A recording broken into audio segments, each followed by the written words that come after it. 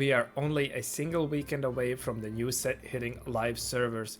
Therefore, it's time for us to lock in our meta read, and at the moment, certain comps are starting to pull away. As I was recording the last game, Dishsoap finally also showed up with a comp that I've seen floating around quite a bit, has seen some mixed success, and what I'm talking about, as you probably noted from the thumbnail, is going to be the Caitlyn reroll. Generally, there was a lot of experimentation going on with the comp, but we've also pretty much locked in the best itemization for her, which I will touch upon as we go through the video. We are playing in a 2-cost start, starting out here holding on to the Veigar pair with the Karma general pairing that we have, but we already have the possibility to hold on to the Caitlyn pair and the Camille. We see that we also have a Kraken, and therefore definitely if we find another of these Coven units, we can be slotting that in right away. For our augment selection, capital gains still is going to be one of the stronger econ augments offered for it, especially both in silver and gold tier in my opinion. It's quite strong, just pure value that you're going to be getting. Obviously you're paying for that by having any immediate value, which can be provided by something like the slightly magical roll. Definitely a strong augment, both can establish direction. The low roll is the HP, but otherwise all the other outcomes are above the silver augment tier in my opinion. And even the HP one, while it is good by the flat amount of HP it gives, simply is it's going to be hard to play around. Young Weldon Free never particularly like this augment, and it's a little bit weaker in the hands of strong players as they simply know what they're doing. Patience is a virtue, definitely a strong augment you can be picking up. Helps you to, especially if you're able to utilize these rerolls right away, you can establish strong board from there, and then now that it only gives one, you are a little bit more free to buy units as you go. Backup bows theoretically should be quite good into this Caitlyn line, but slightly magical roll is simply going to provide us with more upfront value, whereas this backup bows would have a little bit of a downside. Generally, we want to be playing it something like the Aphelios reroll. We are hitting the HP 1, but as I said, the amount of HP that you're gaining is, by the end of the game, it actually is a little bit again above the gold silver worth of value. It's just that, well, our opener here is not the particularly strongest one. We're going to be fielding the 3 Coven. And talking about the itemization part here, going to see if he's going to slam the Kraken. The thing with the Caitlyn reroll is that we can be definitely playing for a strong board right away. Do not need to exactly go into that Coven loss streak if we have the possibility to be perhaps maybe stringing together a little bit of a win streak. I've seen quite a few players just go for those 40 cash outs, just gain that drip econ that you gain there, rather than going for the big cash out as simply as there is nothing like the extra duplicator cash out, at least from the tables I've seen. Now the thing is, they are a little bit outdated at the moment, but generally the values of the Coven got a little bit nerfed, since you do not need to be fully loss streaking as well just to get the big cash outs. And generally the biggest ones go to into something like the Morgana. They provide you with a Lux, and he naturals the Caitlyn too, so he's going to be mapping out. Now this would be a time where we could have considered, if he had slammed that Kraken, we could have possibly won this fight, but we're going to be taking a narrow loss. He doesn't seem to mind, since we are playing around this Coven. We can now be looking to angle, possibly chasing a little bit higher of a cash out as well. What I wanted to do is scout around the lobby, just to see if we have this possibility to be going with this loss 3, because we have this extra HP, we have this Caitlyn too. If someone like this, like Odezda here, is here, right, is just going to be trapping his unit, our loss streak is going to get broken. But the upside of the Coven is that, well, we can just keep losing, and we do not need to be on the loss streak to fully go for this cash out. You are delayed rounds value, which is huge, but for a 2-cost reload, it matters a little bit less than if you would be playing for something like that Nidalee Morgana line from this kind of a spot, or essentially any line. There are some cash outs that simply give item anvils that you can be utilizing to go into any other comp. The thing is just that Morgana Nidalee is the simplest one to be pivoting into. Now we find even 4 copies of this Caitlyn, and that is probably going to be taxing our econ quite a bit. We're going to utilize this with a little dupe aggressively because we are on this 1 win streak. We picked up a rod there because itemization. Caitlyn is a unit that absolutely needs Rageblade. If you do not get a Rageblade for her by this carousel, just do not play this line. Every third attack is empowered. This is the perfect ability design to have extra attack speed on her. We're going. He's okay. Quickly here, just peeking at the cash out possibilities. But yeah, Rageblade And then double Kraken is miles better than anything else. She benefits even more from attack speed. She's one of those rare champions where even Radiant Rageblade is her best item, and this is generally rare, but Radiant Rageblade, which generally just gives more and more attack speed, is the best on even these attack speed champions. As after reaching certain breakpoints, generally for your case, you are not gaining as much value. It just starts to become in diminishing returns. This Caitlyn, it's fine as long as you have the support with double Kraken, which give more attack speed and provide that extra AD. If you cannot secure the second Kraken, then DB GS can't be sufficient. But the stample pool is a little bit low because this is PB, but it seems so far that double Kraken is the best build. We have on 5 copies. That has definitely taxed our econ here, as we also didn't really manage to streak. At least we pulled a couple of 2 streaks, but didn't have any of the streak value to be carrying over into the PvE round. And our itemization, we probably could be considering slamming the Even Shroud, and then we have a possibility for Steadfast. In my opinion, that would complete our itemization nicely, or go with the Even Shroud Protector's Vow. We have to see if Og here is also considering playing into this line. You have to be vigilant, never want to be contested on the reroll augment, reroll line. Branching out is going to generally be quite good. The emblems so far the read is that emblems are extremely good. If you see something like Spreading Roots, particularly in 3-2, you just have to click them again. This is the same case as what's last set. At the start of last set, just click the emblems. Partial Ascension though is quite strong, and Makeshift Armor, well, we have a couple of frontline items that we could be going for. That for maybe I'm not the biggest fan of it, although we probably want to be holding on to this cloak because I was thinking about the Even Shroud possibility, and obviously want those Krakens. Could be considering some fire. Celestial Blessing is something that I wouldn't be consider taking. The thing is with Makeshift Armor at the silver tier, it is quite a bit of a value. And Residual Magic, in my opinion, because particularly since we're going to be rerolling, is also immense value to be considering taking. But he's going to be going the interesting bit, which is taking Makeshift Armor. It's a click that I wouldn't have made. I would probably default here Residual Magic, and we're going to be slamming the Striker's Flail. Still opting, I assume, to hold on to this cloak for this Kraken, and we could be... Well, we're not going to be slamming the Protector's Vow for this case now, because we have that Makeshift Armor. This is interesting. The thing why I was considering the ways we could be completing our items right going into the stage 3 is because this is our spike window in essence, right? This is where the 2-cost reroll is going to be shining, where it's going to be putting up the strongest boards, and you're going to be securing that HP buffer that you need in order to be hitting during the stage 4. Ideally, you hit around stage 4-2, which would be on tempo with the rest of the lobby, rolling down for their 4-cost, but obviously that's not always going to be the case, particularly when you do not have an econ augment like we have in this case. We find that Scarlet Crab, which is also in the way you can be playing around this line. You can be tucking in 3 Rift Beast quite easily for this line, because you can get the Hunter activated through the Cinderling and then just find whatever you have. And Scarlet Crab's aura is quite nice to secure the frontline durability for yourself. And now I would assume we're going to be wanting to pick up a bow, see a couple of bows on the lower cost units. Should be a decent shot that we're able to get them. The greed on the cloak has paid off and probably is the right play rather than slamming that Even Shroud. But then we didn't slam Last Whisper either. So I am interested to see, because your secondary carry into this line also wants to be that Sivir ideally, and you're paired with the Juggernaut together with the Vi, and you're gaining some more survivability on your team, or you can get an Execute. Therefore, I am wondering where we're going to get our source of anti-armor from. Going to we didn't pick up the charm. Another thing that I've seen few players do is picking up the charms every single turn when they're rerolling, recognizing that they want the spike window. But again, our 3 got broken, so maybe not worth the investment. We have natural quite a few copies. Now we're going to go for a cash out. And we cash out a BT, and he's, yeah, no. Meta TFT says it's an item, and well, someone's been, they have lots of work to do.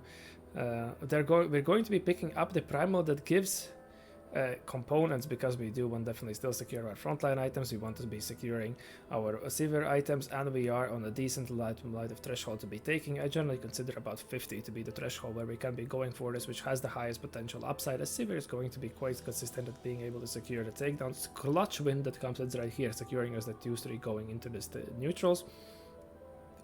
And it's nice that we managed to hide all the severe. Otherwise, haven't found any. Well, we have found one copy of this Caitlyn.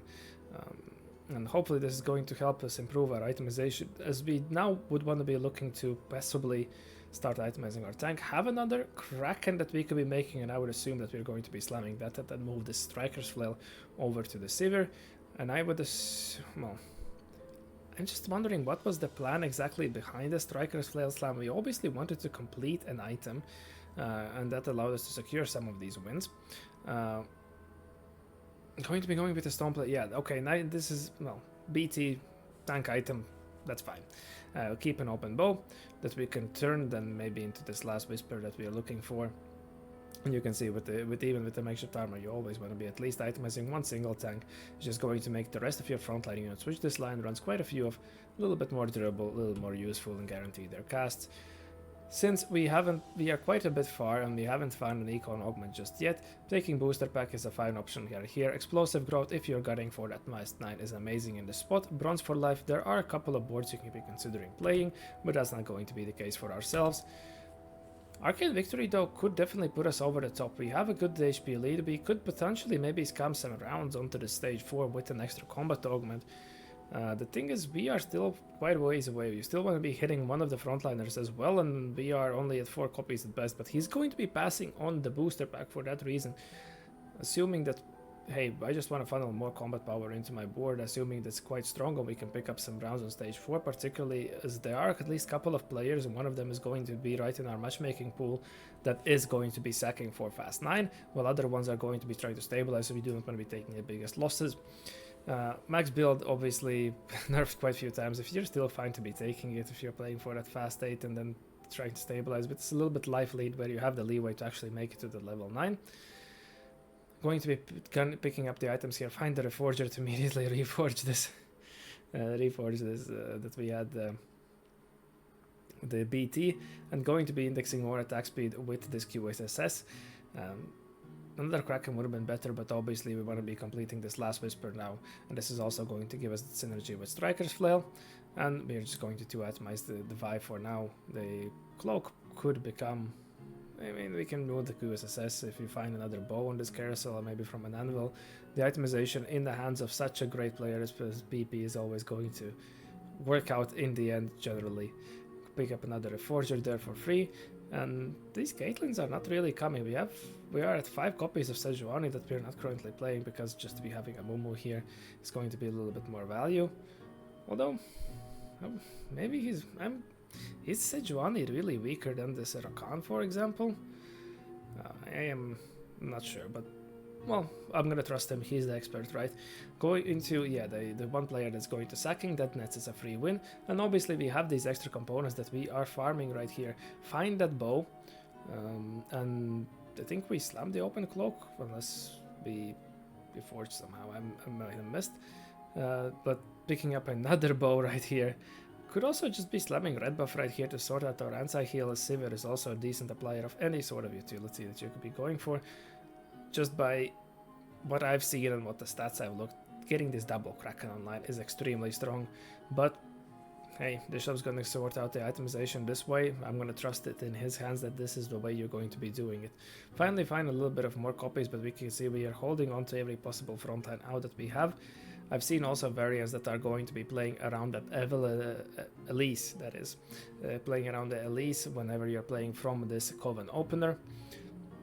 She's also fine that you can do some flexing here with this Rakan to tie into 2 Juggernaut, 2 Vanguard kind of board. There are quite a few ways. Just be flexible, identify what you're realistically going to be hitting, what copies you natural, and go from there. Going to be picking obviously this Econ up. Well, as with TFT, if you don't hit your main thing, you must be hitting something, and we are going to be finding this Sivir too. We have nicely managed to pick up 3 rounds here on stage 4, and against this Ahri player, probably going to be losing. The Ahri still a little blank tree there as well with the Caretaker's ally, nicely strung together aboard by the Odessa here, and yeah, that's good. We're just not going to be beating it. That might be one of the hardest boards for us to beat once we hit. But if you're able to compete against that, this is going to be to display the strength of the line. And Ahri, well, they have the gunblade though. That's not the greatest thing you would want on this Ahri. But Otherwise, Ari has shown to be one of the better lines to be playing off from the Lost Ring, simply how stable Ari 2 and Set 2 are on stage 4. Now going to be sending it, finally able to pick up Sejuani 3, and the Caitlyn 3 had this Tristana on the bench ready to grow. Fortunately, do not hit another bow, but going to be going with the nice itemization here onto the Sivir. Not going to be spam casting as much. A lot of players prefer to have something like the Shojin, but we're going to be moving this red buff off. The Tristana has a little bit of splash, so that's fine. And obviously complete that adaptive helm right there. And just going to be sticking with this pure attack speed build onto this Caitlyn. Hey, she gains attack, powered attack at 3 attacks. Pure attack speed should be theoretically completely fine. As mentioned, Radiant Rage Blade is the best Radiant item you can pick on her, which is quite rare of a case to be seeing. So this should be fine. Also, since she does not have an attactive ability, she can innately crit on her empowered attacks by just having these crit items. That was also probably another reason why he was completely fine slamming that Striker's Flail onto the stage 3. But we are going to be pretty much now cruising on our way. All 2 players at 1 HP, so this should lock in our top 4. We're just looking to be pushing levels and maybe... Well, ideally, Yogobroli would be capping around something like the Ashe, but I don't think we're going to be exactly making it. We have our backline secured, so theoretically this would be one of the cases where we could be looking to bypass even level 8, but I do not think the game is going to be lasting long enough. The Sejuani is going to be holding down this Warwick, and the Zir in the backline, very durable to be displaying, to be even without having the solar active. Not sure why he wasn't exactly playing her for that while in the middle then that case. But doesn't matter, we're going to be picking up an easy win right there.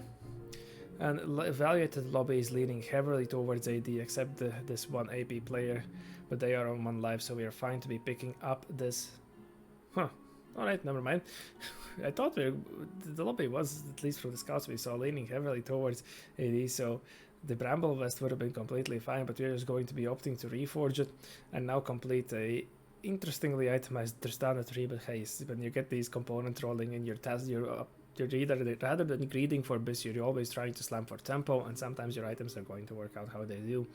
Now we queue into this AP player again, but we have managed to get on their backline and we killed that Ari in the nick of time with 1 HP. This Caitlyn is going to be cleaning it up, displaying the true strength of this unit, why so many people were hot on her. I am not sure why a lot of, at least the streamers that we are seeing, hadn't tried her to play as much, or whenever they did, they didn't really find the spots. But she is truly a spectacle. We are pretty much going to be almost 5-streaking here. We're even going to pick up an Econ Charm here. We're fighting a Ghost. This player is aiming to cap high. They have that cannon, have that Ashe 2 already loaded in, as long as our front is going to stay, but they have this Gnar 2 that's going to be disrupting us and not going to complete on the 5 streak on the stage 5, but that's starting to be expected with a 2-cost reroll, that we are simply not going to be that strong. Since we have used our remover so aggressively, not going to upgrade this to stun, going to move these items off. Interesting still, what in the back of his mind he's opting to be looking on a lookout where he would want to move these items. Obviously something like a Lux could utilize, just simply they seem to fit AP a little bit more.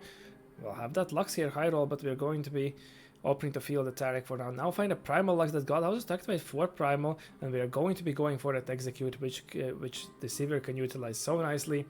Pick up, yeah, nice itemization right here. Also get the utility on some of the utility onto the Lux, and complete with the Spear of Shojin also to get, Nashor's 2 to get the Sivir casting, but we're just going to be having too much stuff, too hard of a time getting through this fast 9 board cap.